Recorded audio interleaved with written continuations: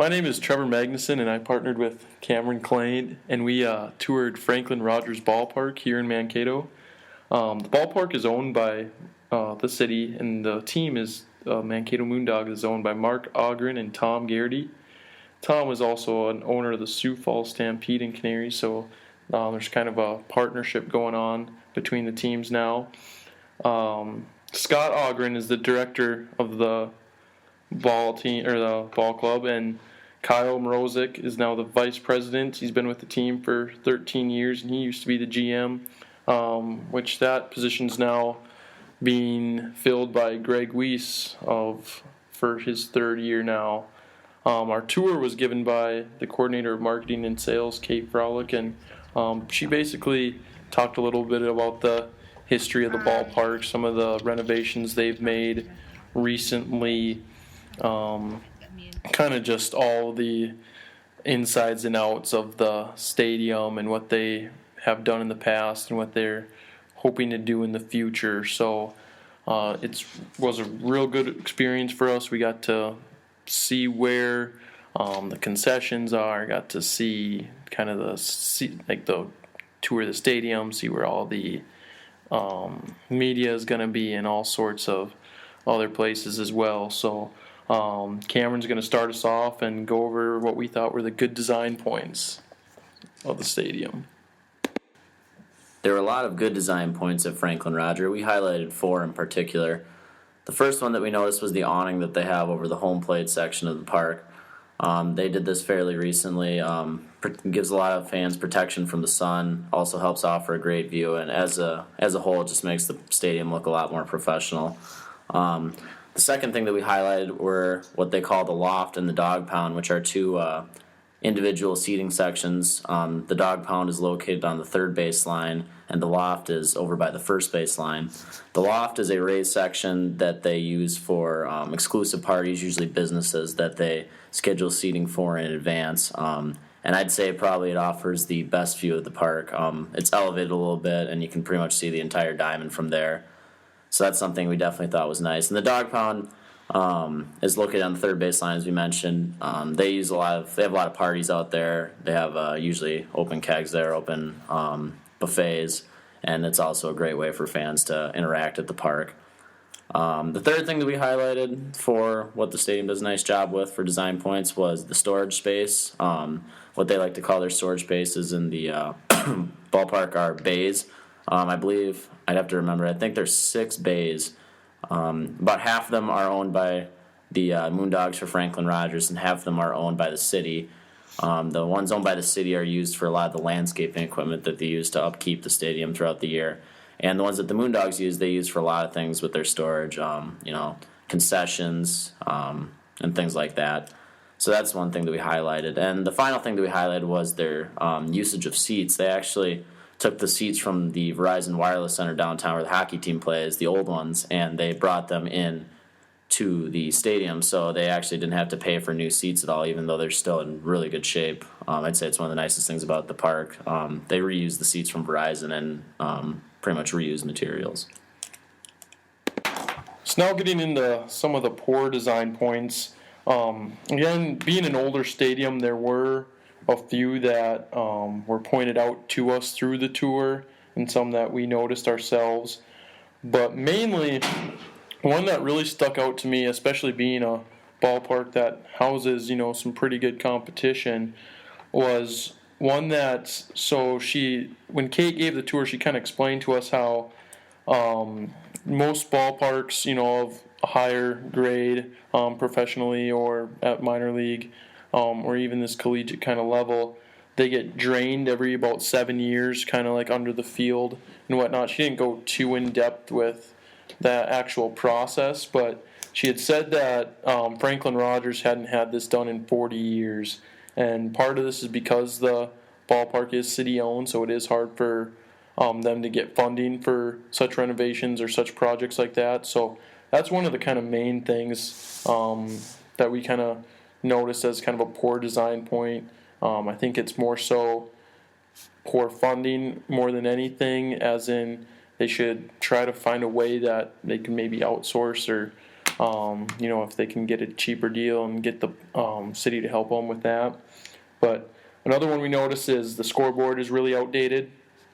Kate also told us that the lights that for the scoreboard are no longer sold anywhere, and so when they were kind of closing out on the sale, they actually bought out the supply of these light bulbs at Menards, and basically have them until they're gone.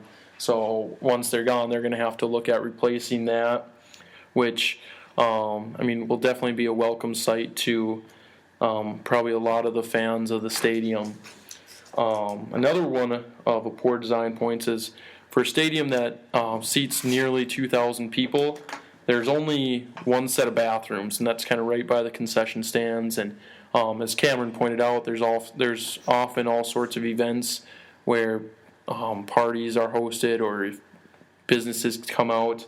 So sometimes these people drink a little too much and might need to use the bathroom a little more. So I think they would need to change that in the near future, especially if they want to expand their seating capacity.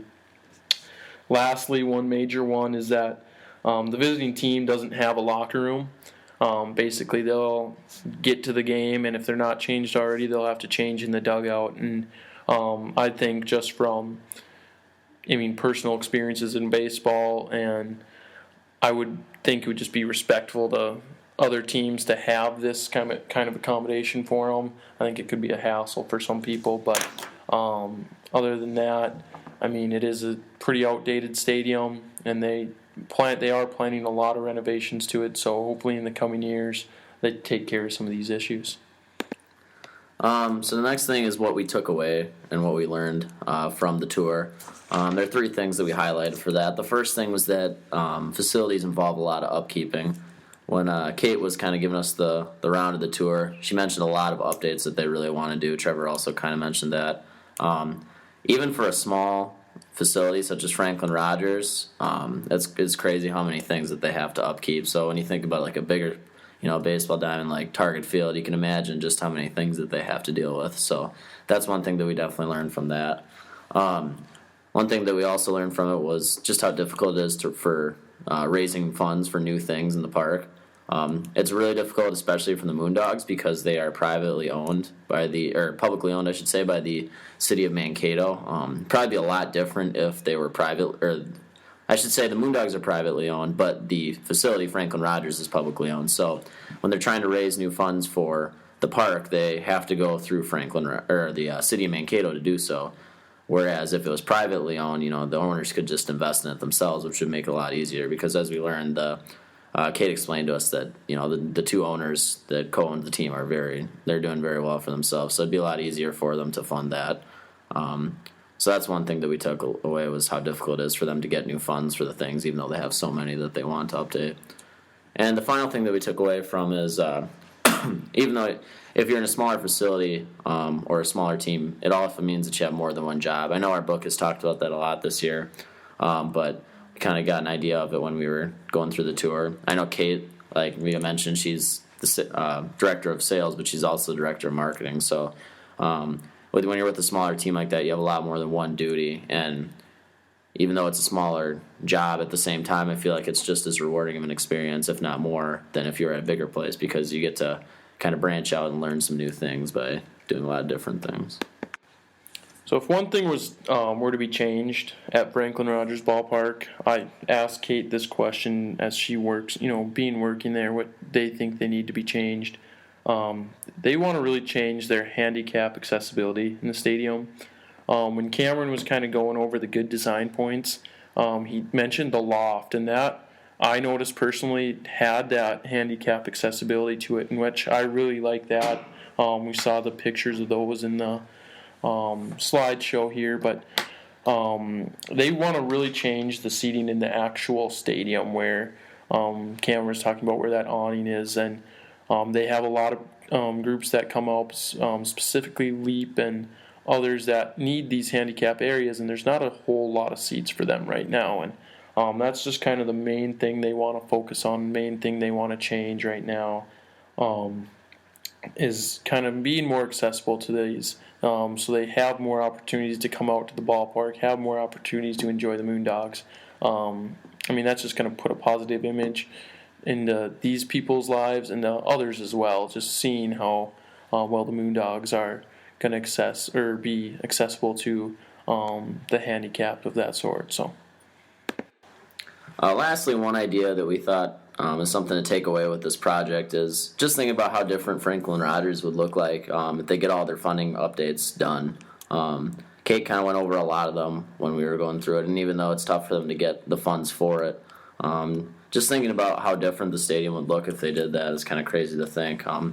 Trevor mentioned that the scoreboards are out of date. If they had a pretty nice state-of-the-art scoreboard, that would definitely help tie the facility together a lot. And as Kate mentioned too, the biggest thing for her was the handicap accessibility. If they had quite a bit of seats there, she said that a large chunk of their market was come from senior homes and LEAP and things like that. So that would definitely help with that crowd a lot, make things a lot easier. She also mentioned that there are going to be possibly new entrances for the park. Instead of just coming directly from the parking lot, they're going to be in the middle. They're going to be on the opposite sides, making it a little easier to access and get access into the stadium. Updates on the party decks. The dog pound especially had a little wear and tear on it over the years. The wood was pretty banged up, so that's something that would definitely make it look a lot nicer. New locker rooms, they're pretty tight. Just kind of make a little more space for it, updating it, putting a little air conditioning in there. That would definitely help go a long ways. And then the one that she mentioned that is most likely to happen sooner rather than later is the built-in ground dugouts, which will definitely help tie it together nicely too and make it look a little more professional. So that's one thing we thought to take away with was just thinking about how different it would look if they did get all their funding updates. But that should about do it. Thanks for taking the time to listen to this presentation. Thank you.